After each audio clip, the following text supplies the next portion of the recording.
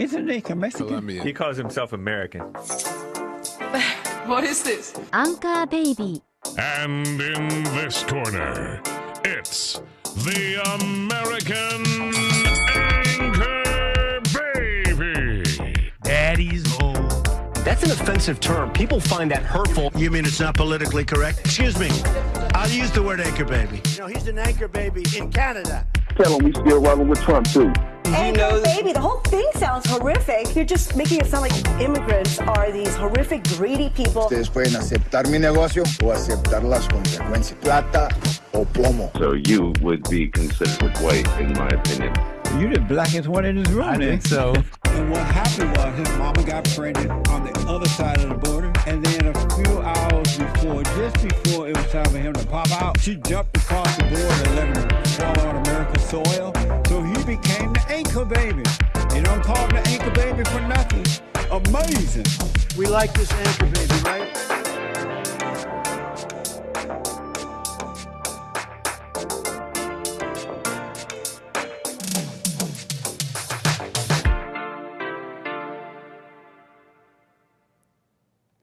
Hello, I'm the American Anchor Baby, and this is my show. Thank you so much for tuning in here on this what a fine Tuesday it is here to be with all of you back in the chair. So welcome.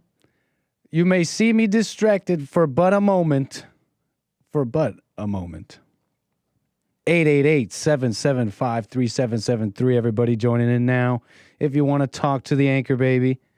But we are live right now on YouTube, rumble.com/American Anchor Baby, dlive.tv/Gorgonzola, and of course, punchy.tv/Anchor Baby. You want to save that one, but I'm happy to be back with you today as we got some stuff to get into, I guess. I say guess because it's, the fires are the big news, and I feel a little bit bored. Is that the word? That sounds evil. Come on, world, give me something exciting, something blow up. But even though I already got the LA fires, I'm just saying that it's taken up the news cycle and there's really not much going on. So I did want to get into what I want to get into today is hopefully something the big tech right. There's these new players in the right wing. The inauguration's coming up. And some thoughts on the new faces and the fears some people might have. What's to come, it's uncertain, maybe in some respects. And there's all sorts of questions. What are these new people with money, big tech? They're in the right wing. They're all MAGA'd up. There's a new flavor. Is it all good? You got Zuckerberg and all sorts of people just changing their minds on all sorts of things. And I want to almost sort of navigate something that I've personally seen. Just how do you describe it as anything but factions and teams and deals going on in politics. And I can't say I'm too much of an expert on that, but I am interested. It is interesting to me, the people's reactions and fears. I feel like once we get into this a little bit, you might see what I see. What's interesting to me, besides some of the politicking you might find interesting, is how weak people are, how they need leaders, they need people to tell them how to think, they need to follow someone. So we'll get into that. Allow me to take my time. I might want to talk about something else before we get into some of the news. Well, it is the news that's most interesting to me. We'll get to that, but it's not interesting enough to start off. So allow me to ramble away on some things I want to get into here. 888-775-3773. Live right now. What else? You're here. You're clicking the like. You're at least enjoying the chat. You're Come on, you're at least enjoying the chat and all that. So click the like button. Don't be rude. Don't be rude, okay? So yeah, well, hopefully we'll get into all that, okay? What else? What else? I feel like I'm missing something here. Come on. It doesn't matter. You know, yesterday I was talking about those UK grooming gang investigations, okay? We got into it a little bit, right? These gang investigations from decades ago. You know, the details of which have re-entered the news cycle thanks to all the attention it got on X. So we got into it, okay? And I'm bringing it back up a bit. It's still kind of interesting. I mean, you can imagine, if you remember maybe some of the conversations, but you can imagine tried to bring some attention to what went wrong in the family, or what did a victim do wrong. It can be a little uncomfortable or whatever.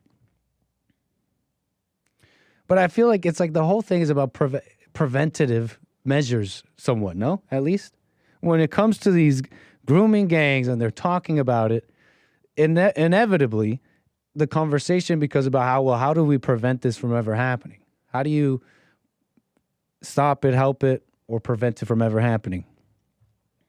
And it's like the immigration conclusion. Duh, I'm there. You know? That was a mistake. They hate white people. These Muslims, they don't have the same mentality to the law or respect for it. They don't have the same customs on dealing with women and dealing with romance, or to the worst of the spectrum on those pesky laws against rape and stuff. They don't really care about that. They're aggressive and they have a different way of dealing with stuff. And once they coalesced in groups, you now have these, what they called grooming gangs and all that. It's a problem. And their ethnicity was part of it. And it is part of it. Where they come from, their mentality, who raised them, how they think.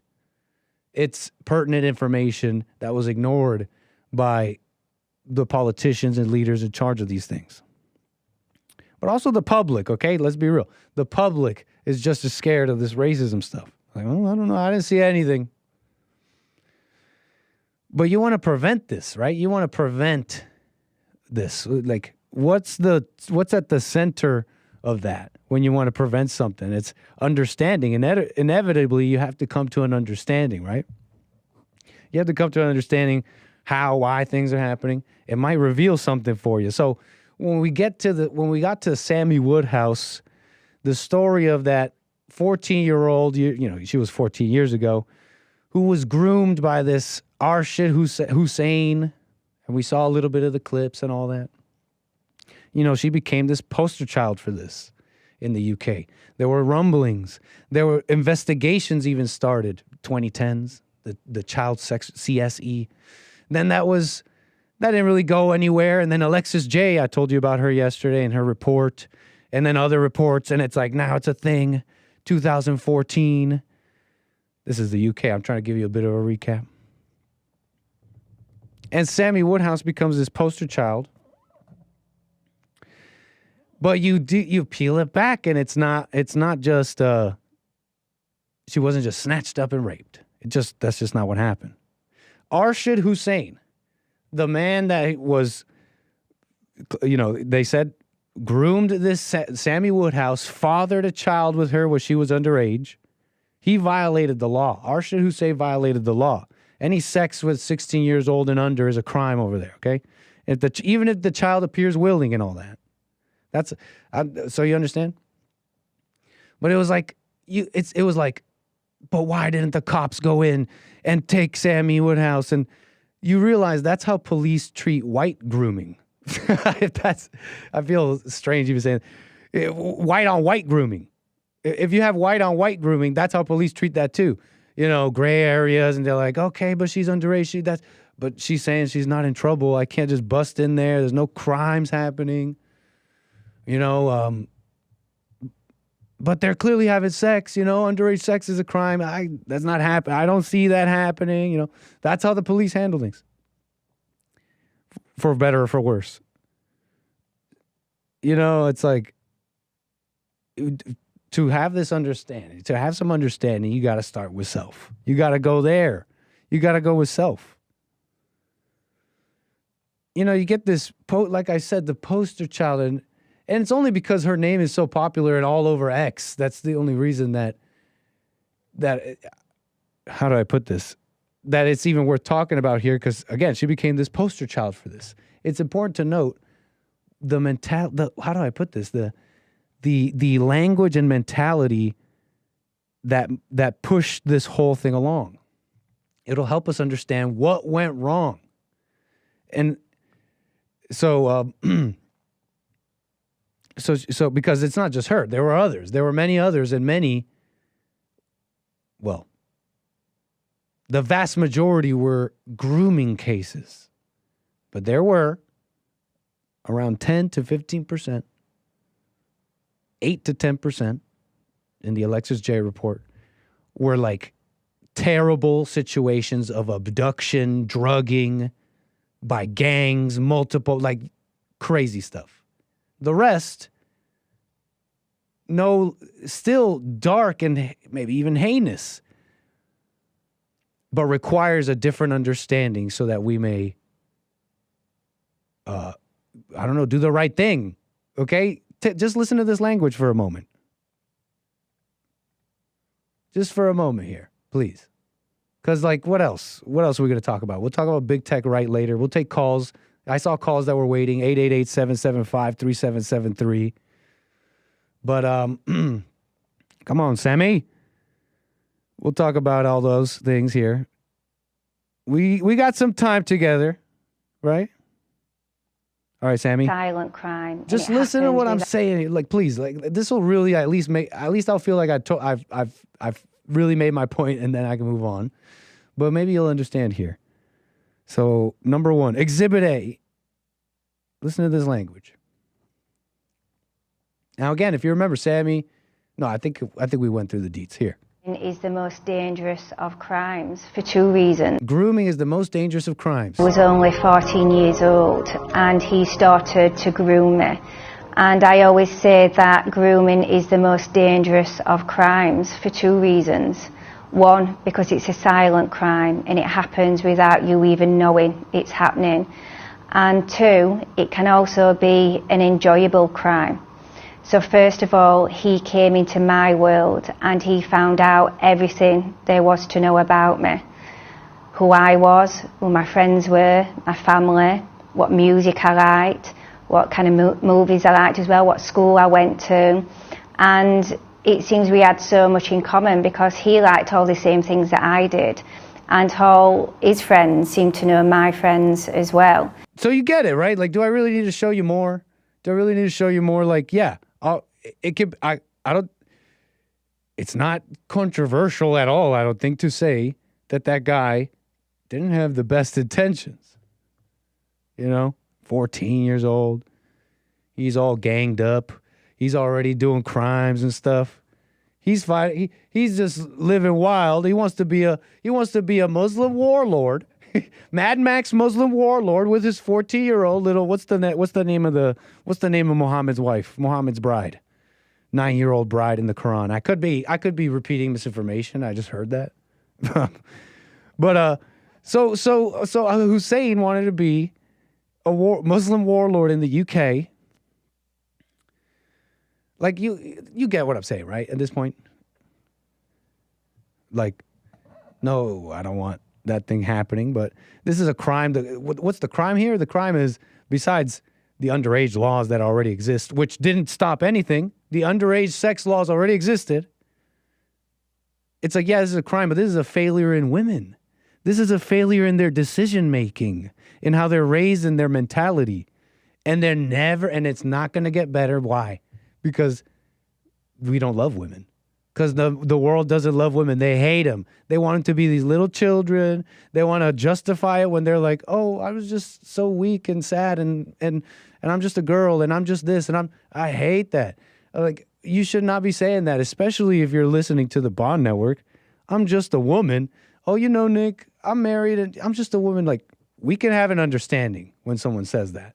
But please, within yourself, don't just say that like, I'm just a woman. You have the message now. You don't have to be subject to your stupid thoughts, okay, and bad decisions. So this is a failure in women. Their decision making, they're taught this, and they're not going to get better because they don't love them. Instead, people say, this poor, you know what I mean, right? They just say, they don't put any attention on what went wrong to the self. And that's pretty evil, if you ask me. And there were terrible things going on, like I said, like children abused. And it's like, what did they do wrong? They were just kids. They were just kids. Maybe even Sammy Woodhouse. What did she, like, besides being a kid? Well, I don't know about that. It's like, we don't need to get into the details, but that's not normal, right? 14 years old, I'm just going to hang out with this 25-year-old guy and we're going to do all this crazy stuff for years. But what about the kids where they really were just doing nothing? Even that, it sounds, there's something positive you can get from looking at self, even in that situation. It's like, yeah, let's say you're abused and all that. Something terrible happens to you. But I see, how do I put this? I've been privy to so many stories on the JLP show, people calling in, and I've almost firsthand seen people torpedo their whole lives because of trauma. You know, it's like something terrible happened, but then they torpedo their lives because they talk about the trauma. They listen to someone that tells them, you are a survivor. You're a survivor, and you're always going to be a survivor. Stuff like that. That's what the world tells you. Tell me where I'm wrong. 888-775-3773. The world tells you that you went through trauma, you're a survivor, and it's all memories. It's memories. And then what about all the kids that were not raped? Sammy Woodhouse, Alexis J, 1,400 children. How many children are in Britain? Are the children okay? I don't know if I'd say they're okay. Okay, they have anger or whatever. You know, the homes, they got problems and they're into all these things. And they're saying they're like gay now. Now they're like really gay. They're getting more and more gay. They're more trans and all that stuff. What are they doing to our kids? They're teaching them trans and gay. It's like, no, you're looking at it at the wrong end. That's at the end of the production line. At the end of the production line, they're churning out these trans kids, and now you're going, whoa, something's wrong, but something's wrong way, way up in the line, my friend.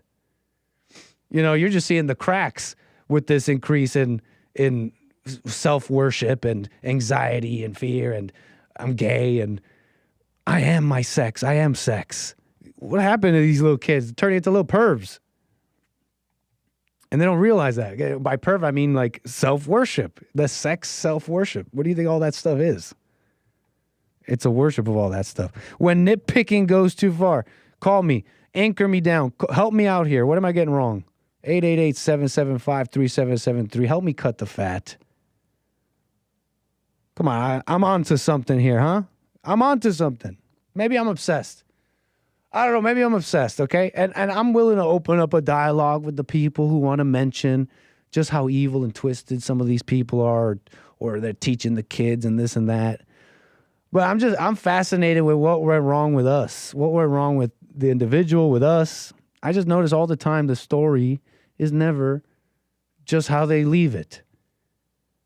The story is never just how they leave it. Oh, it was just gangs of Pakistanis going around just raping all these kids and nobody did anything. It's like there was a whole bunch of that and then fearful people who believe in racism doing nothing. But then there's like kind of like a sick society where girls are looking for false love, the love of their fathers.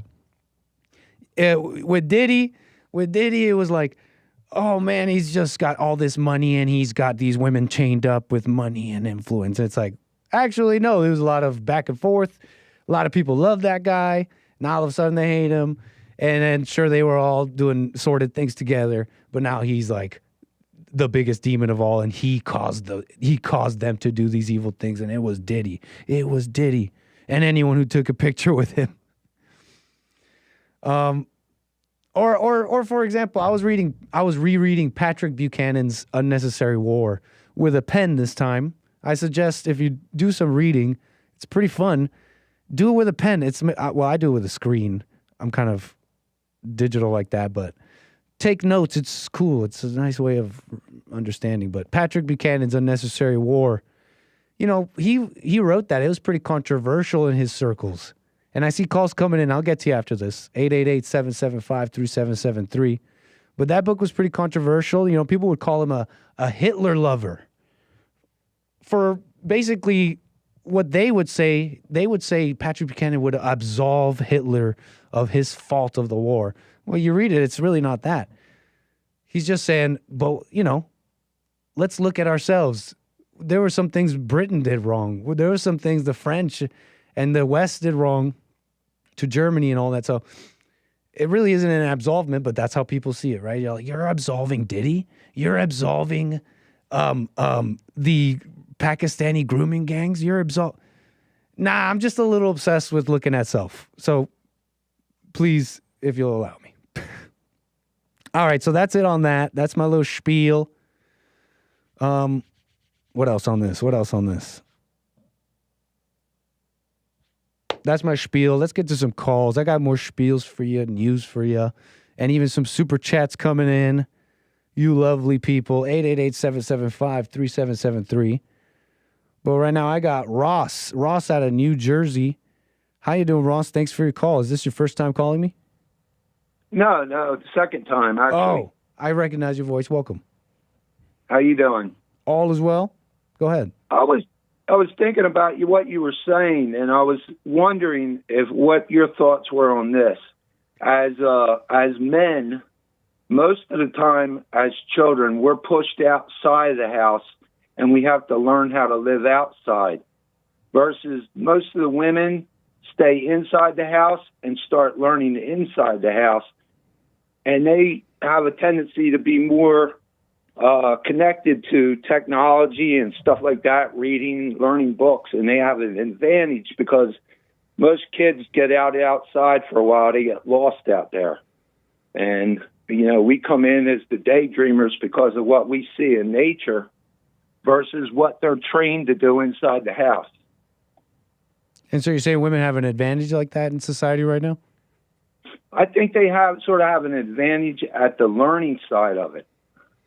I've heard something like this, and when you look at schooling, I've heard things like this, and I can somewhat agree with the sentiment because I've heard something like, for example, some time ago I heard someone describe schooling as quite feminine in that you have to sit and follow the rules, and you know, any kind of creativity or wanting to go out of a certain beaten path is frowned upon, and so in general that skews to the women. And so they perform better. I've heard things like that. I could somewhat agree. I feel like you're also describing something maybe a little more old school. Like the women would be taught at indoor stuff and the boys would learn outdoor stuff. Yeah, that's like... That sounds something like... Yeah. Go ahead. You know, we were just... I think in my house anyway, we were a little too hostile to stay inside. So most of the boys got pushed out. Because we'd end up breaking things. No, we didn't. Can't say I had that too much. It was, if I look back, my memories, and maybe this is me, you know how you do this thing with old memories and rewrite them a bit. But I'm looking back at my memories, and there's no male and female. It feels gray. It feels like brutal and gray, and we're all a big happy family. Like it's a small world after all. Maybe I'm adding to it. But it didn't feel like the boys were outside, the girls were inside. It felt like we were quite homogenous. Like, I don't know how to put it. Well, they may have erased that by the time I've been there. What do you think? Can I ask you where you grew up? Like, what were your, like a city, a farm, a rural area? Mostly cities and suburban areas. Grew up, did some very early schooling in Miami, Florida, but most of my middle and high schooling and all that was in Canada. Okay. And you were pretty much right in the woods, or? No, I was. No, I don't. We didn't have woods. We had playgrounds and we had recess. But after school, it was just indoors all day. I'd be with my cousin. We started going out to play to the park by ourselves later in our age. But it's like if it wasn't recess, I was inside. Oh, okay. I guess that's what's happening from like the older schooler to the younger school. I look at it more like a cave. You know, if you think of your house as a cave and it's a place for safety or a dwelling you live in, and like most of the time in the wintertime, you know, you spend most of the time in your cave, but you don't really get much done. And then you go back outside in the springtime or whatever, and you start to live your life again. And that's sort of what it feels like. The longer you live inside your house, the less you get done and the worse you feel. But then they built all the schools, they built all the buildings, they moved the offices, you know, into the city, and everybody moved into a cave, and they basically live there, and they lose nature. I've been in a cave ever since, man. I don't know what to say. Do you think this is part of why the world is like why people aren't getting along, for example? What are you trying to get at? Well, that's where I'm seeing it. I'm seeing it as a world that's being split between nature and, you know, like the cave, or technology and old school. I don't know if you want to go that far. No, but this is interesting to me because I've thought about this a bit. And I think, and this is just, I'm pulling this out of my thoughts, but I've thought about this a little bit. And I feel like all you're describing, if I may be almost sound arrogant, is like the change in technology and lifestyle. Exactly. Merely that. The divide in people is spiritual, man. It's anger. Men and women they're not getting along. The homes are broken, right? And it's because of the wickedness of the human heart. They like actually hate each other. It's not a joke. It's not like, oh, we're just not getting along because we don't have money or you know, we don't have the right communication strategies. No, it's not a joke. Men and women hate each other. Well, that's what I'm saying. Imagine if you're living in a cave with somebody. How long can you stay in that cave with somebody without a break? We used to get out of the house every day, just, you know, so we didn't bother my mom while she was cooking or doing whatever she was doing. We had to get out of her way so she could get her work done. So it depends on where you go. And then if you're living in, say, the city or rural, you know, not rural, but maybe like in a housing development or something like that, your base itself is basically your house, right? You're saying, you know, when we're small, when we're young, our circles that we do, because as a male, we like to, you know, fix things or repair stuff. So what we do is we do a small circle. The younger we are, we walk in circles. And we do a small circle around our home. And then as we get older, we get bigger and bigger. And we go further and further until we find something that we like. And this is as we age, though. You got to understand, everything's based on your time in life. You know what I mean? Like, if you're like in your 60s, like from like 10 or whatever, you know, through the teens, you're a different person than you are adolescent. I see. It might do people good. Ross, right? It's Ross? Yeah. Nice. How'd you heard about my show through Jesse? You've been listening to Jesse for some time? Oh, I've been watching you guys for a while. I liked how he calls you the anchor baby, and I was wondering the meaning behind that. Well, it's simply a factual statement, sir. An anchor baby, you know what that is? No, that's well, you know what? Even that, I've noticed that some people have different definitions for that, so it might get funny, but I agree with the definition of a child of an immigrant in this country, someone who had a child, especially if that child was able to obtain a birthright citizenship. You know how, did you know that immigrants, let's say they're pregnant or they get pregnant here, that child they have, if they have it on American soil, that's an American child. That child has American citizenship thanks to birthright citizenship. Were you aware of that? No, oh yeah. I assumed if you're born in America, you're definitely a citizen. Right, but that's thanks to this concept known as birthright citizenship, and it comes from the 14th Amendment. And whatever you think about that, that's what I think. I consider those anchor babies. An anchor baby is a child of someone who was able to obtain a birthright citizenship in that way. Okay. So it's just a factual statement. I'm an anchor baby. I think it's awesome because I have, if you anchor into your community, that's how I look as an anchor baby. And families, see, the thing is, families used to be grown for the community. If you grew up in a family, it was for the community. And as participants in church and local stores and everything like that, and as we went through technology and ownership, people got richer and smarter. You got corporations, and then instead of being raised for a family, you basically get raised to work in a corporation now. Well, let me ask you this. What is your, considering what you said about family and community, in that relation, what are your thoughts on this citizenship? What is that? What is an American citizen? I think my definition of American citizen, let me think. Well, I think it's somebody that has a loyalty to this country, that is willing to work in this country, do the work that needs to be done, pay the taxes that need to be done, and make the upkeep that needs to be done to keep the place functioning. I really appreciate your definition so far. I got to say, I align. It's definitely strongly directionally correct to me. And if I may, on this topic of loyalty to this country and what you're talking about, let me paint a picture for you where you have a country that is basically got these open doors. You come in, you have a baby, that baby's an American. And if we're assuming American means what you said, this loyalty and all that, tell me what you think. In this picture I painted, do you think you could really breed a strong American sentiment and loyalty when you have a setup that looks like this? Free stuff, open borders, and you get it all if you just have a baby here.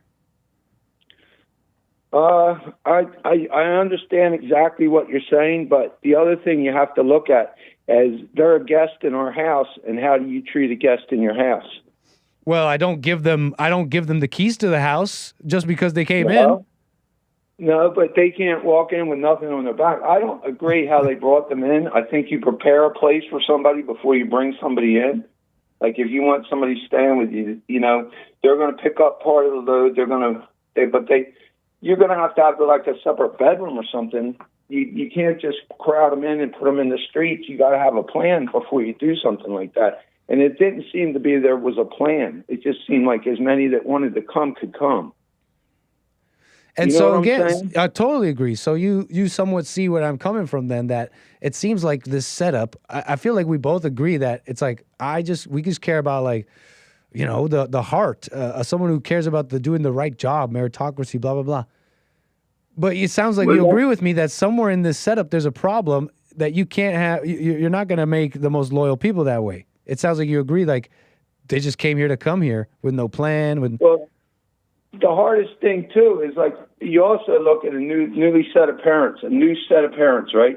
Did they make a plan? Like I look at a male as he's a gardener, right? He's the one that carries the seed. He's the one that's going to plant a garden. Does he prepare his garden for his wife to grow their son in before he marries her, or do they do it together? I'm getting a little lost in the weeds of analogies. What's this have to do with immigration and birthright citizenship and ensuring loyalty through this process? When the people come to America, here's the question. When the people come to America, do they come here to work with America and help America, or do they send their money home to their country where they came from to support their family? Well, and grow their community. Let me tell you. Let me clear that mystery up for you. Remittances, big time. They send their money back.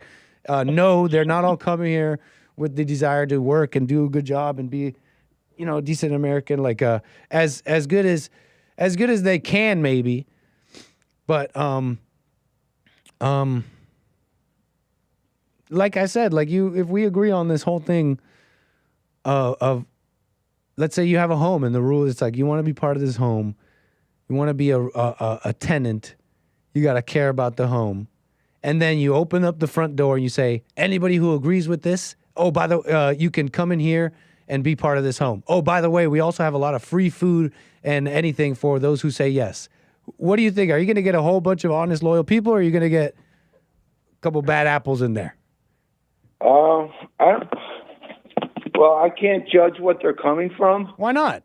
So I never lived in their circumstance. Well, you don't have to do that. You don't have to live in their circumstance to... Well, like, why are you responsible for... I'm trying to understand why you feel responsible for these people. It's not that I feel responsible or anything. I just think that everybody should have, a fair chance to be able to... But the mere fact that you believe everyone should have a fair chance is feeling responsible for them. Why do you believe that? Because I think we have a destiny that we have to continue to live up to if we're ever going to be able to survive as a species. Interesting. 2 questions arise from that. What is that destiny? And do you think that the path you're suggesting that we're already on is getting anywhere closer to that destiny? I think it's just another awakening. I look at a lot of the things you can find. I look at nature. Excuse me. I look at nature for a lot of my answers, and I watch what happens in nature, where we're living more in an animal state of mind. All the animals are more in an animal state of mind. We've been educated to have a human type of mind where we just think more like what we're taught as a child growing up. Or whatever. Right. I so agree with that.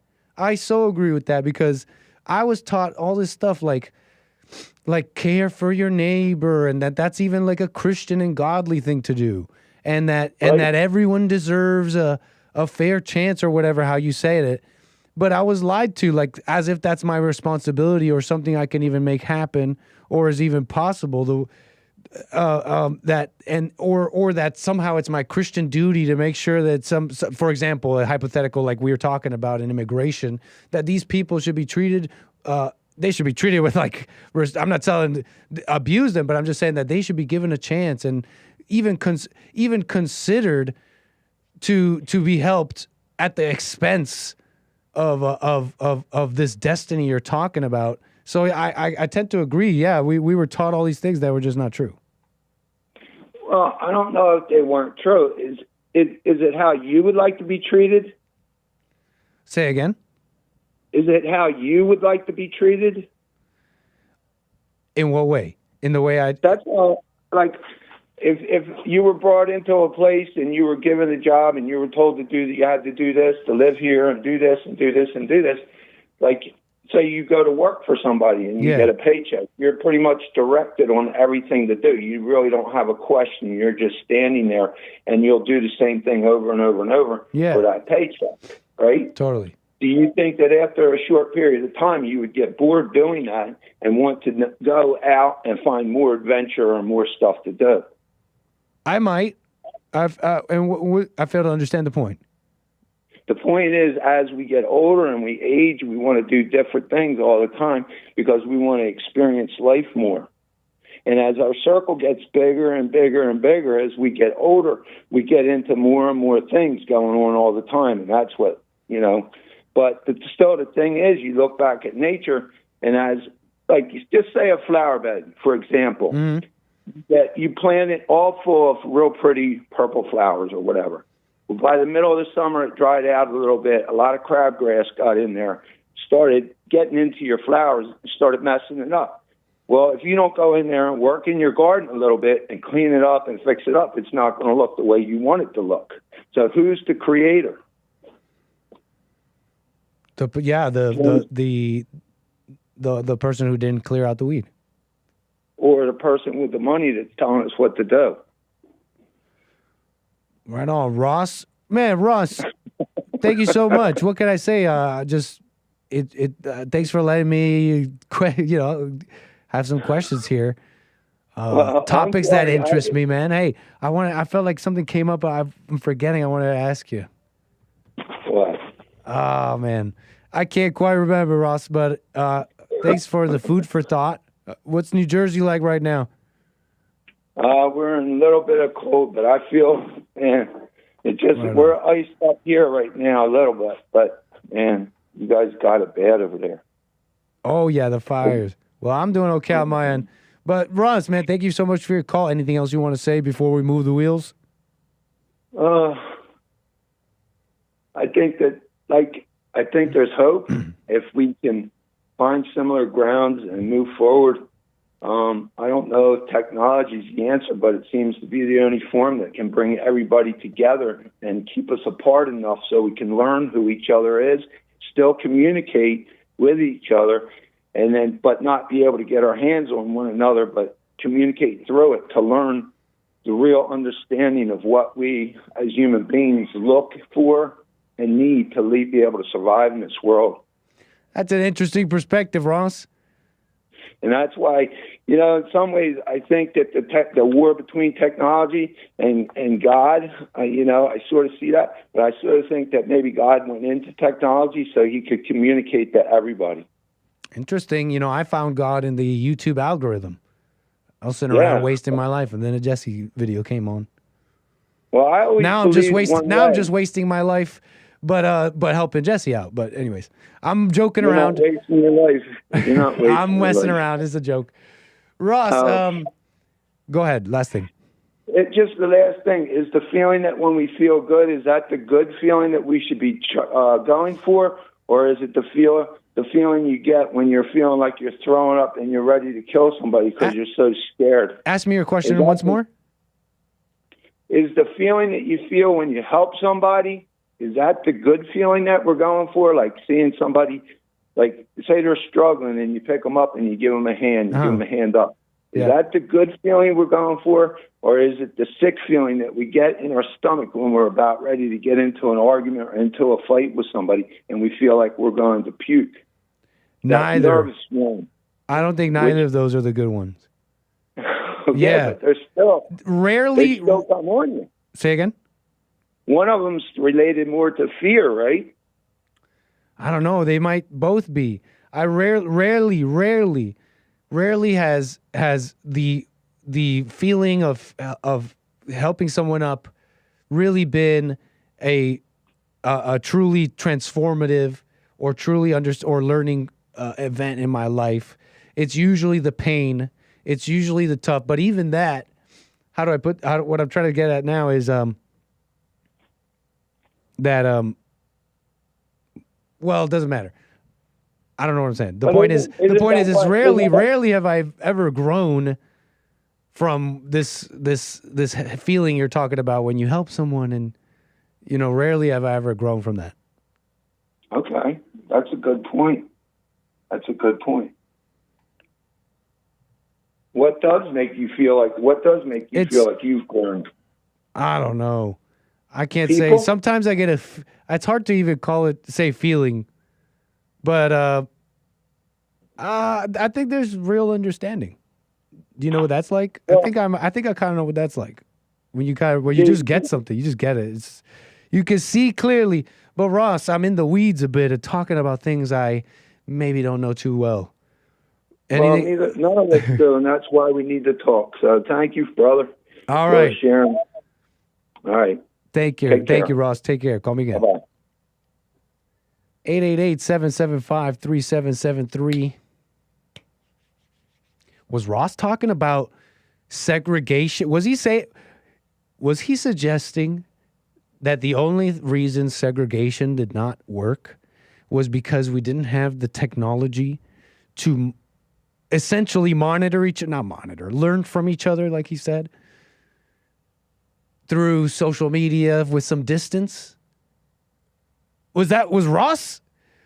Whoa. Was Ross suggesting that technology? I'm just messing around. We're messing around. 888-775-3773. If you want to talk to the Anchor Baby. Before I get into this thing here, I wanted to mention one more thing. You guys know this guy named Brian Johnson?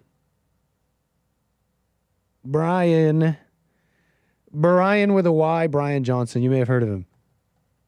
He's a pretty interesting guy. So I'm not saying that I'm not saying he's a dummy at all. In fact, I'm not saying he's a dummy at all. I'm not saying everything he says is stupid. In fact, I listen to, anytime I see something he says about health, I just listen to it like I listen to most things. He's an interesting guy. You may have heard of him because he's the guy who is who's on this major anti-aging quest. And he's putting all his capital and smarts and research and teams and all whatever on this mission of slowing down aging, if not reversing it. He's got this thing coming out where he's saying he wants to, overcome death itself. You may have heard of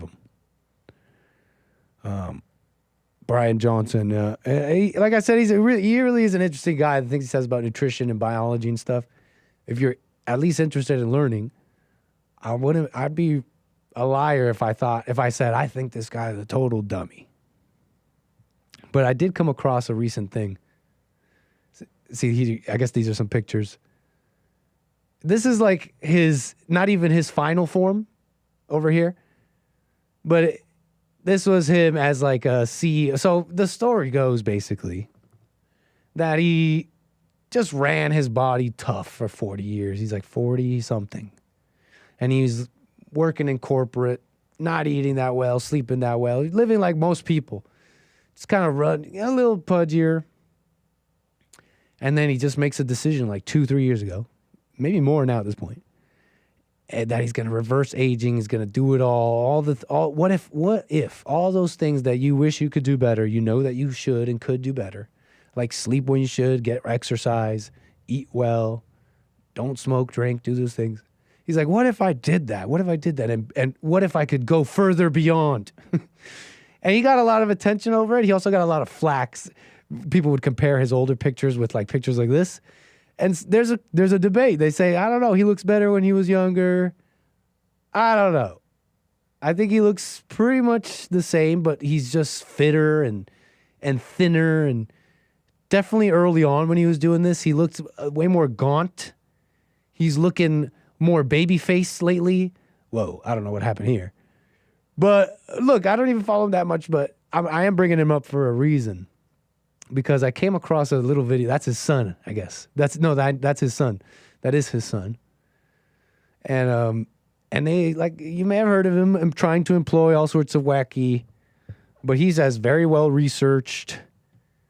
He's like this guy who's super smart, and he's not just going off and trying random experiments. Is the impression I get. He's very well researched, and he knows all the markers and the genetic markers he talks about it, okay? You can check him out.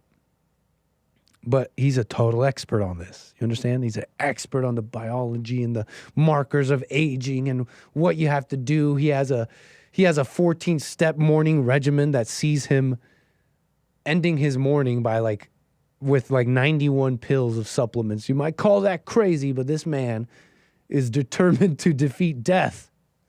Or more accurately, the damaging effects of aging.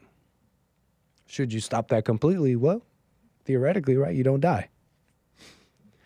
So I came across a video of him talking about the vaccine, the COVID vaccination, and it just made me think about something that I've been thinking about for some time. It's a little pet topic, maybe a little bit. A little more stuff to talk about before we get to the big tech, right? We'll get to the news. He's talking about the COVID vaccine. He's saying he totally regrets taking it. And I don't know the info. I'm not a scientist like that, okay? I like freedom. You do what you want. All that forcing was crazy. But they weren't forcing them. It was for public health. They're telling them they're going to get fired if they didn't take the stupid thing. So the point is, he's regretting taking this thing. And I just came across this clip of him talking about it. And I want you to watch it. Let's watch it together. Brian Johnson, the biology expert who will defeat death, who is obsessed and has made it his life's mission to understand the body and the effects of aging and all the important biological markers that give you the data and information you need of what exactly is happening to your body. That's this guy. Listen to him. Vaccines are a holy war. Like no one is engaged on vaccines in a scientific method. It is just like a political fight mechanism. So I don't engage in holy wars. Also, let me make it personal. Do you get a flu shot every year? No. Did you get vaccinated for COVID? I did. Do you regret getting vaccinated for COVID? I do.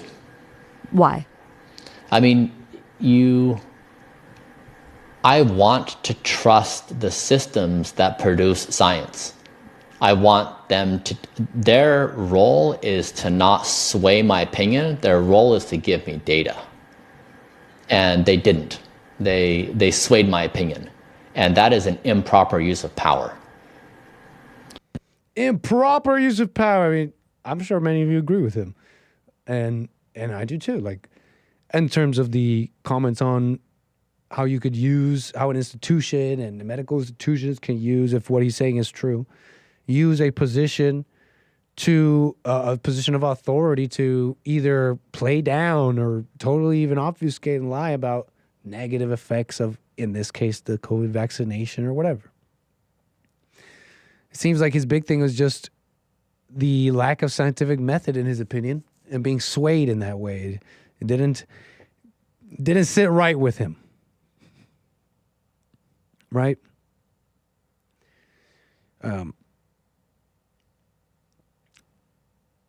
So right on. Like, yeah, I'm sure many of you agree, and we agree, and it's like interesting stuff and all that. But what really gets me is how you got to understand, and you got to really believe this, because it's true, that all these experts, people who have all sorts of information, how do I put this accurately? They're really just like you. They're really just like you. They have to, when you make a decision, did you know when you make a decision, that's why it's really interesting to me when I hear Jesse say, you don't make decisions or stop making decisions. You know, I'm like, I want to understand that. It's because it seems to me like every time you make a decision, you are trusting someone or something else. You are trusting someone or something else. Here you got Brian Johnson. He is the biological marker expert. He's made it his life's work for the past few years. Maybe he made a mistake. Whatever. I'm not saying people make mistakes, right? But this is the guy, right? This is the biology guy. This is the, let me see the research guy. This is the, I'm biohacking. You know what I mean? And all he had to do was believe, just be swayed. All he had to do was make a decision. And the decision was already made, to be honest. The world had said this was something to be afraid of. The world said, and for that reason, you will now forego what I thought was so important to you, your care for the scientific method and all that. And you got to realize that everybody's like this. There's nobody above you. You're the expert of your life. There's no one above you. So I just wanted to say that. It's a funny thing because I do like Brian Johnson. I think he's pretty smart and he knows things I don't know. So if I go around now saying, this freaking fool, I'm going to go and just drink liters of Coca-Cola forever. Like, whatever, Mr. Scientist. Like, there's things he knows I don't know. So I listen, but I can't help but notice this truth, and then how everybody operates this way. Like you operate under belief, and it comes from not your most unbiased faculties of reasoning, but it comes from fear, what you were taught. And there's just so much bad advice out there. I feel like there's so much information. It's just like, it's just all this stuff. There's all this information, how to do this, how to be better. There's all sorts of guides for men. Every guy's like, every day I see a men's guide. Here's a guide for men. In fact, I came across one just today. A guide for men in the world that hates you. Bro. And I don't know, maybe this guy's an all right guy. But I see stuff like this every day. Now that everyone's woke about men, and it's like they're attacked. And women, you know how courts are? They take the children. It's like, yes, it's horrible. It's true. But now that everybody's like educated on this, they're still missing the point. They'll write stuff like this, a guide for men in the world, in a world that hates them. And you might think, okay, he's just trying to make an interesting point. What's the content like, Nick? It can't be that bad. And it's like, when I went to the parts, I knew it. I already knew it. It's fuel, eat better. And these are great tips. These are great. A lot of these are great things to do. Trust me. But it's always the same. You got to eat protein, bro. Don't sugar. You got to exercise, bro. You got to start lifting. Okay. It's like all this body stuff, all this like, you got to stop eating this, bro. You got to stop the porn, bro. It's like, yeah, and I get why people gravitate to this. They want to make all those things better. But every day there's a guide. There's all this bad advice out there. There's all sorts of advice. It's all fads. You know, they're just following a fad. It's a fad to stand up for men. Imagine needing someone to stand up for you, and you're supposed to be a man. The world hates you, men. Oh no. It's like, yeah, the devil hates God. What, are you going to cry about it? You got engineers. They went to Antarctica. They showed you the 24-hour sun. And we got engineers, and they're like, I don't know, man. I think it's flat. They lied to us. Okay. I might be starting some fights here, and maybe that's out of my purview. But it's like, damn, you're the expert of your life. Don't let anybody tell you how to live your life. Okay? Everybody, because you run the risk. You run the risk of just simply following someone's fear. And is that really a risk you want to take? Because that's usually what I see out there. You run the risk of just following someone else's fears and worries. I don't know. But I'm talking big. Because I still listen to stuff. I'll listen to people, listen to stuff, listen to this or that person. But man, lately, I don't know.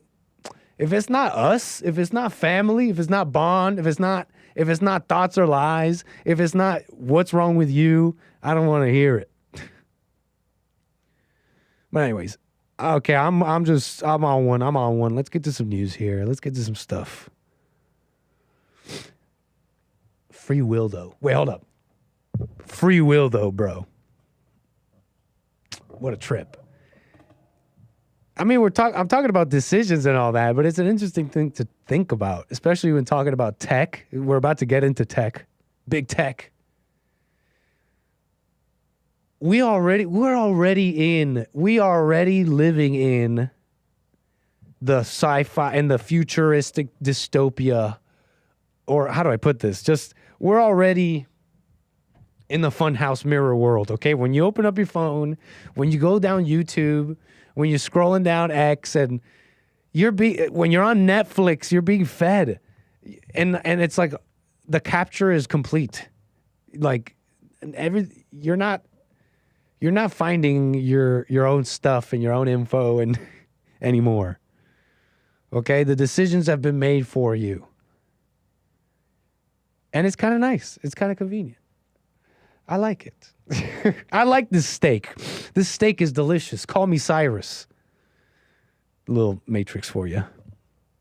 A little bit, right? We like the convenience. It's just a thing I can ramble on about a little bit. Free will. I mean, it's all algorithms. You're already all the content you're seeing is already fed to you. It's already been made a decision for you. What on earth is Nick blabbing about? Okay, how about we do some news? How about we do something else here? Let's switch it up here. Talk about switch ups. I'm sure you know a little bit about the new faces in the right wing, in MAGA, with Trump. It's been an interesting story. It's been quite a saga that is now spanning a decade. 2016. Shaking it all up. Rhinos, apoplectic. Who's this guy? Is able to rally the something akin to a real, shall we call it, workers, grassroots, more common man movement behind this single person, Trump, 2016. It's been an interesting saga. The dark years, the big lies, whatever. January 6th, 4 years Biden, now he's back. And there's new faces. And it's all tied from that same story. Some of these people were totally against him. Now they're all cozying up to Trump, and it's all chummy. I want to get into this a little bit. You know, Monday, January 20th, is the second inauguration of Donald Trump. Absolutely incredible. The second inauguration of Donald Trump. Ain't that nice? West Front U.S. Capitol, January 20th. Who made this graphic? A graphic from the Joint Congressional Committee on Inaugural Ceremonies. I feel like I would have made something like this. What the? This is like the level of this is the level of design. This is my see. I've come to understand that it's a little bit of a mess. You know, in your mind, it's like a good idea, and you're like, "Ooh, what if I make it like a slightly see-through like compass rose?" But it clashes, you know, a little bit with the already cursive words here. You know, I'd make that solid and way smaller over here. But whatever. The 60th inaugural, they're calling it the 60th inaugural ceremonies. Can't wait. It's gonna be amazing, right? Trump, the second term, it's here. And there's been a whole bunch of new faces around Trump. It's a new era. Can we call it that? A new era? Oops. A new era for the dynasty. That's what some of the highest hopes say. Because it's not just Elon Musk, for example. It's Democrats like Robert Kennedy, the 𝒏𝒂𝒄𝒊𝒂𝒍𝒔, Ramaswamis, the new tech right people like even Zuckerberg. But even besides the tech right stuff, all the almost trickle-down liberals, the Joe Rogans, the even more left than Joe Rogans, and all the people who are now suddenly saying, you know what matters? Meritocracy, merit, competence, they're saying. All that I'm putting all that in this umbrella of this new right, new tech right, new liberal right. And here's a little taste, you know, I'm sure you saw a little bit of this on Joel, or you were watching other various things. The whole point of social media is basically Zuckerberg's looking different. Zuckerberg's looking brand new. Looking pretty G'd up. See, I told you everybody's a little black now. You know, giving people the ability to share what they want. Right. And, you know, it goes back to, you know, our original mission is just give people the power to share and make the world more open and connected. What do you think started the pathway towards increasing censorship? Because clearly we were going in that direction for the last few years.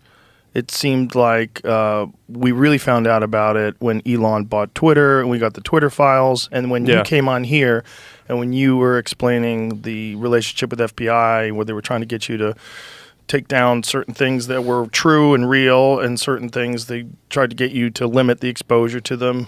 So it's these kind of conversations. Like, when did all that start? Yeah, well, look, I think going back to the beginning, or like I was saying, I think you start one of these if you care about giving people a voice. You know, I wasn't too deep on our content policies for like the first 10 years of the company. It was just kind of well known across the company that we were trying to give people the ability to share as much as possible. And Okay. This is going to drag on too long, but He's into the free speech now, right? You know, you may have seen other things where he's saying that he's going to be relaxing in a major way all the content restrictions on Meta and Meta's social media stuff. All their rules.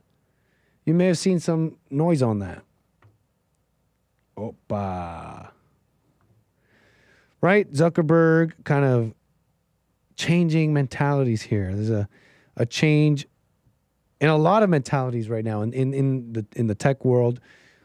And it has to do with, well, it's with Trump. It has to do with Trump. Where was I? You get it, right? So people are switching. They're switching up. It feels like they're switching up. They're cozying up to Trump and all that.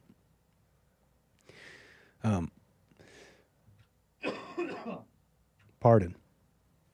But they're liberals, right? These guys really are just liberals, in my opinion. They I don't know if they really get it. Does it matter? We'll get to that in a second here. I don't think it necessarily matters. I still think this is a positive development, I think. But you got these guys where they say, for example, Zuckerberg. Let me see here. Where was it? Zuckerberg, where did I put it?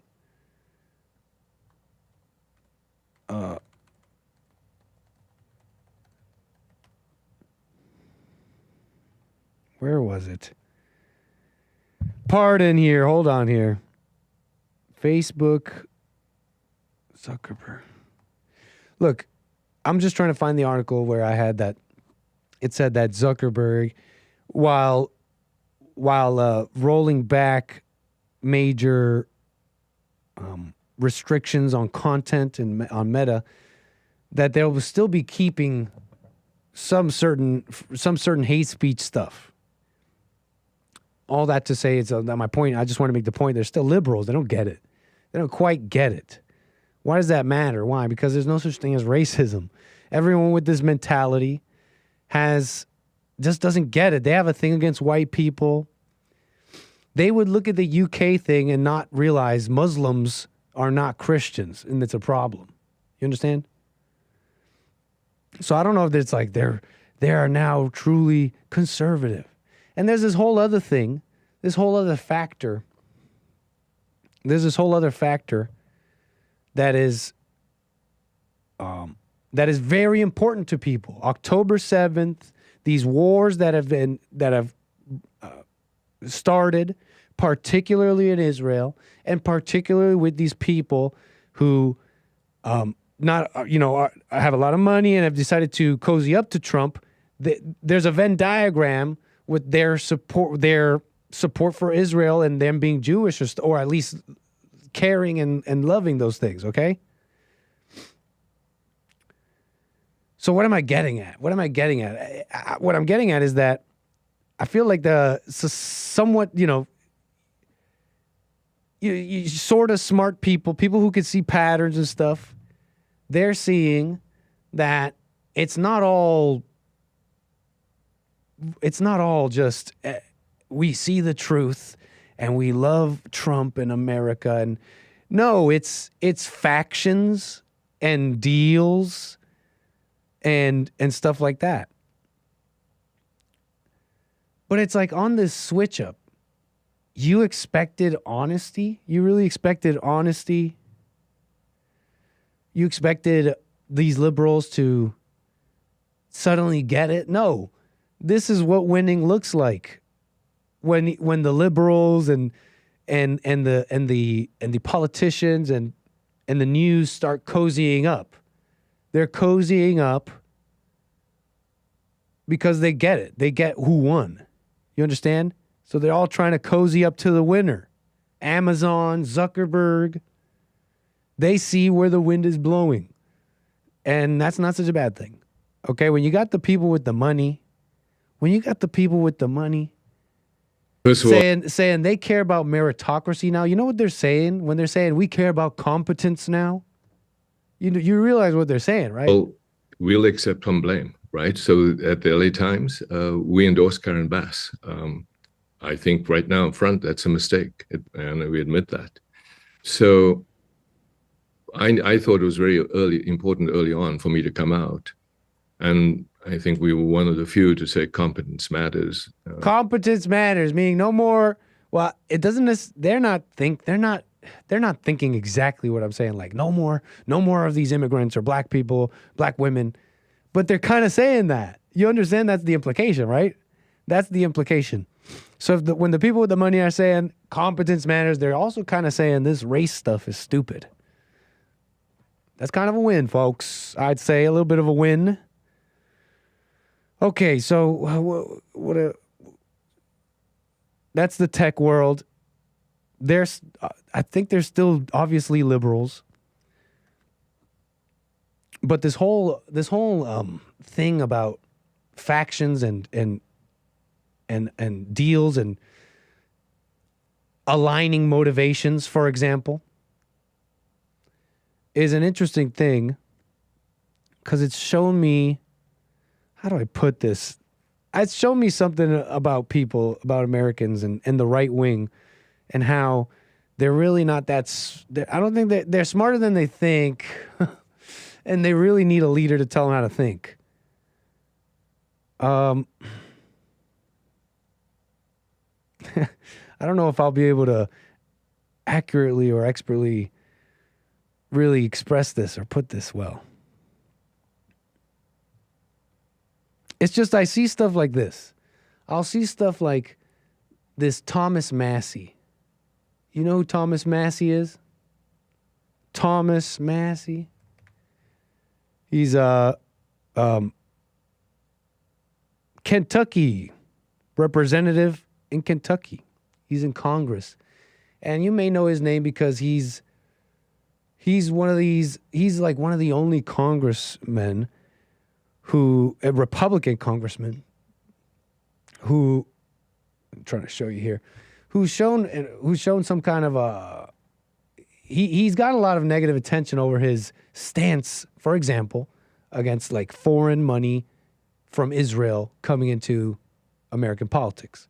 By way of organizations like AIPAC, the American Israel Political Action Conference. They've spent a lot of money to make sure that certain interests are given the attention they want. You know, that's one of the things about American politics that's kind of sordid, I think. So he gets a lot of attention for that. And they say he's like this tough guy. He's pretty tough, you know, standing up to AIPAC and Israel like that. And I'm bringing him up because I knew I wasn't going to be able to maybe accurately talk about this. Because there's all these guys on X.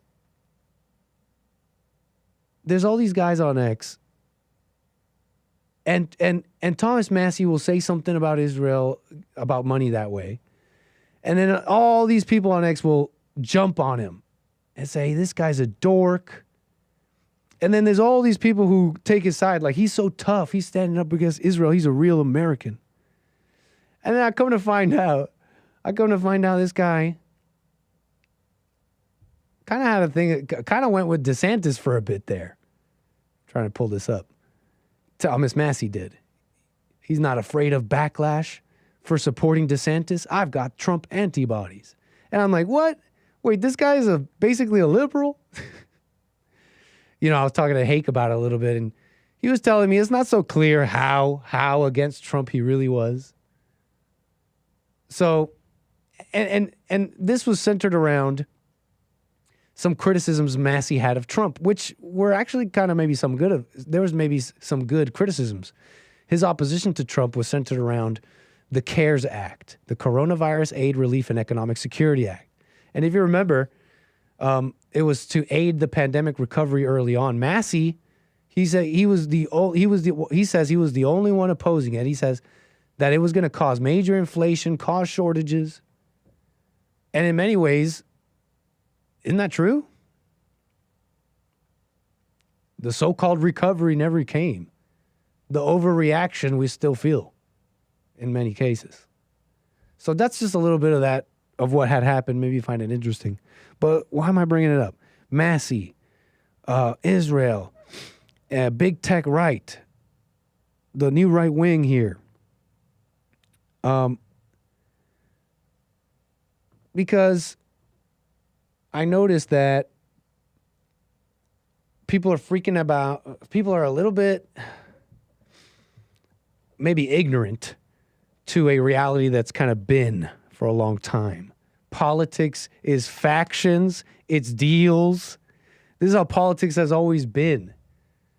And you don't really get to just, I'm not saying it's impossible, but it's quite difficult to, let's say you're a Trump. Let's say you're a Napoleon.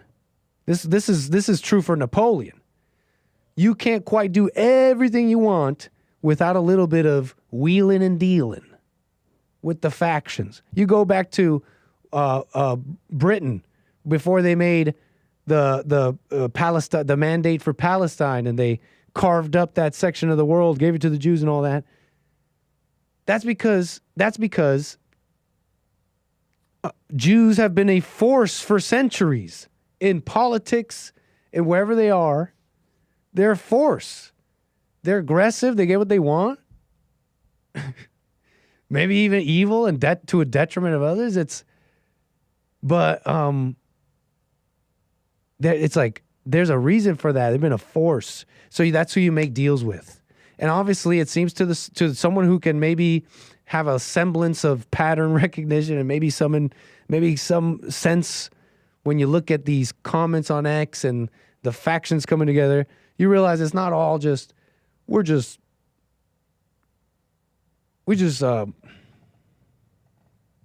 we think exactly how you think. No, it's factions, and you know what? Let the men work. I think that's what I think. Let the men work. I think it's going to be somewhat positive. I mean, Trump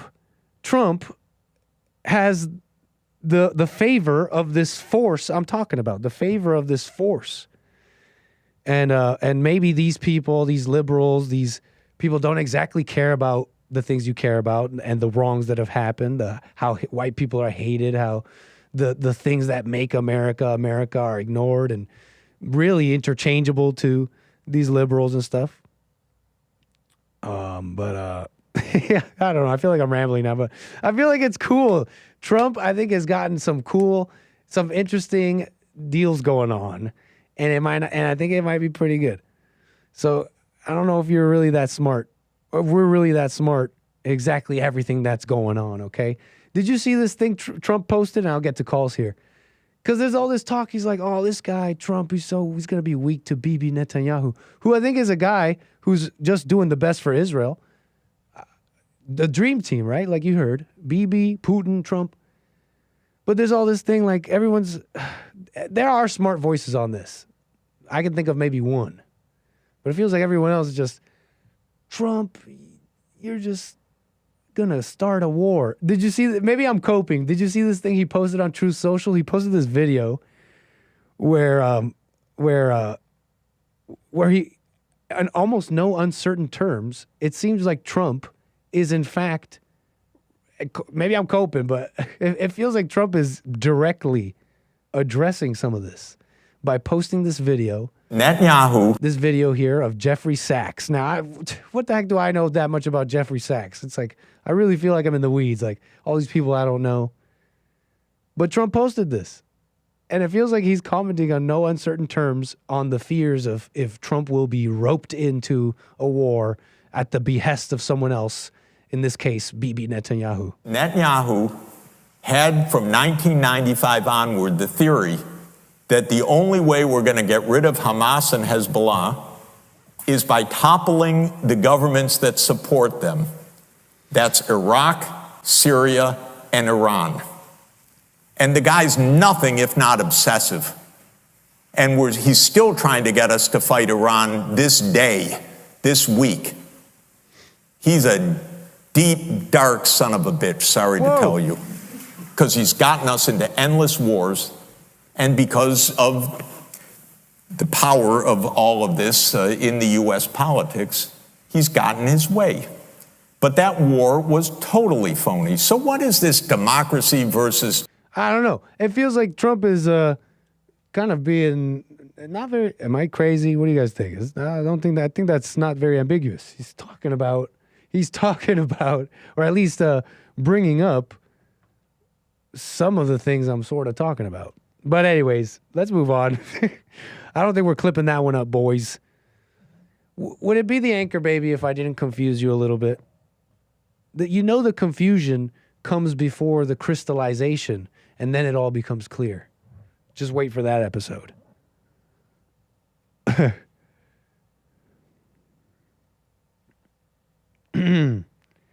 So whatever.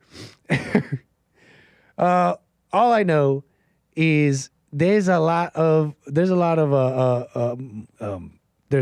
different factions and money and motivations, and your individual attention is valuable, especially in terms of it being swayed and so that's something. At least I could tell that. I could at least tell that far, that much. And I think some of you are overreacting. That this faction is totally bad. I think Trump can keep it under control. And bring in the money for the Americans. I mean, what more can he do? Anyways, let's get out of the weeds here. How about we move it on? Let's talk to somebody here. Let's get out of the nebulous world of the anchor baby's mind. Speak to a real person. William out of California. How you doing? Hey, man. How you doing, man? You're doing okay, man. I mean, Go ahead. Those are deep thoughts. And Joel had some really good subjects today. I didn't get a chance to chime in on that, but I'll talk to him tomorrow because nice. Somebody was talking to him and didn't make any sense at all. But I want to get into that. I'm going to tell you, Israel is very important to America, and a lot of younger people don't understand that. They are the stability of the Middle East. Mm-hmm. And they're going to always be supplied, whether you like it or not. And they are very smart, and they are very, very powerful race. They are involved with everything: politics, business, economics. They own Hollywood, and they're very strong-willed people. Right. As you know, you just mentioned it. That's true. So you got to watch that influence. You got to watch because they're pretty liberal. Yeah. And you know what? If you really look at Israel, they are pretty much identical to the United States. No wonder they're such close allies, because Israel will not mess with you. Israel took all those countries in 1967 and gave them back. But Israel, if you mess with them, you will get messed with back. Isn't that very similar to the United States? Isn't that very similar to America? I've definitely heard. Don't buy a pager. America doesn't even want to be messing with nobody. If there's no interest or natural resources to have, America is going to leave you alone. But if you mess with them and step on their feet, you, as we all know, history has shown, they'll get you. You're making them sound that they sound almost scary. You're making it sound scary. It's meant to be scary. Okay. Don't buy a pager. What's the girl on The View who said that California is stolen land? No. I heard this. Sunny Hostin? Yeah. They were talking about the fires. No, you're wrong. And this whole western part of the United States was taken. And it's funny, if you don't like it, you need to move out of this stolen land and move to the Indians. The Indians, India, not the Indians in the Middle East, the American Indians. Well, you can't do that. Why? Because they got it taken from them from the barrel of the gun. That's the United States. That's Israel. And that's so convenient for Sonny Hostin to say, sitting at the chair, sitting as one of such enjoyers of this stolen land there at The View on her high horse. She ain't going to move. It's disgusting. Did you hear what I said? She ain't going to move. Right. You are the enjoyer of said stolen land here, Mrs. Hostin on The View. Like they were talking about like annexing part of which is it's going to be very hard to do something like that. It's probably unlikely. Young man on Joel's show was talking about annexing Canada, part of it. Excuse me. And the thing is, that'd be not so much hard, but it's probably unlikely. But yeah, maybe a neutral zone for the people that hate America to move to and let them stay there. You said a neutral zone? A neutral zone, Are you getting at that whole make an area where they were talking about the lawless area for them, for the lawless? But for them, for the lawless, the homeless, the anti-American. I agree, and we should have drone cameras so that we can make the greatest reality show of all time. Well, see, the thing is that one thing that I disagree with them on is don't send them to an island, because that'll be too tropical and they'll hang out. That's what they got that problem in Hawaii with the homeless, and they're hanging out. The weather's perfect. California, the weather's perfect. They're hanging out. Send them somewhere where it's not so comfortable. If you don't like it here, this is where you go, and make them feel how good America is by not being here. No, but don't let them back in. That's a good one too. No, that's it. You give it up because it's all you got to understand. It's spoiled goods. It's spoiled goods. It's too much of a risk. You have a way of letting them back in. You're like, okay, you can come back in after 5 years of indentured servitude. No, they're gonna make little rotten kids. They're gonna make little rotten anti-America kids, and it'll be a thing. It'll be a thing. You say let them stay there. That's if I was running things. And the thing is you don't want them to go anywhere comfortable, weather-wise. You don't want to go anywhere with it. You send them somewhere that's not better than here. Because if you really look at the last two states that America acquired, was what? Hawaii and Alaska. Hawaii was not even a state when they got attacked by the Japanese. Pearl Harbor. They were not a state at the time. They were a territory. The United States has territories all over the world. And the reason why they have allies is not because we can't stand on our own. It's because we have interests around the world. And we have these interests in places put in place for the best interest of the country to keep World War III from happening, basically. I hear you, maybe. Some disagree. I have no clue. But thanks for the information, William. Anything else you want to say before we move the wheels? And the Donald Trump thing, he's never raped anybody. I don't know where they get that from. A lot of people like to bring that up, but like you talked about P. Diddy. When all of the money was flowing around and the partying was going on, nobody was going anywhere. And I actually was not involved with any of that, so I don't know what was going on with that, but all I know is as long as the party was on, the people were there, and then they were on board. So, you just never know what was going on and everything until the slow wheels of justice turns. And it's been a hoax every turn. It's not even a little bit. It's not even just somewhat legal. It's been a total misuse of the justice system to lie to the craziest level in a desperate attempt. It's totally insane. Yeah. Just like the thing that P. Diddy was doing a lot of. Sean Combs was doing a lot of stuff because he could. You listen, people say Donald Trump raped. No, he never raped anybody. He was in a locker room. He's speaking to other guys, and he said, if you have money, you can grab them by the blank. Right. Now let's really think about that. That just might be true. If William said to me, how do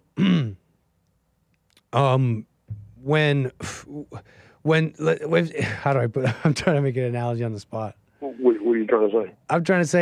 I'm trying to just express how. Because see, a lot of people listening will they'll get this all screwed up. What are you trying to say? Just say it. Just say it. I'll put it like this: if